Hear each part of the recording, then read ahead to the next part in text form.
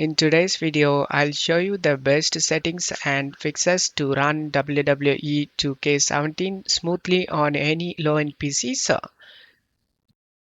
Starting off the game, go to Options and go to Graphics Settings. Screen Resolution, set this to 1280 into 720. Set FPS to 60 and VSync off, Shadows off, FXWA off, MSWA set this to off, texture quality set it to low, audience density 0.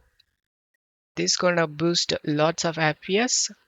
Depth of field set to off, motion blur off. Now press the spacebar key, select the yes and accept the changes. And the final thing you need to change in config settings. To do this, just press the escape key and close the game. Open up File Explorer and go to Documents.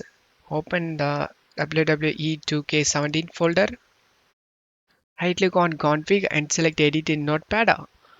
In Quality, Audience Stylization, set this to off.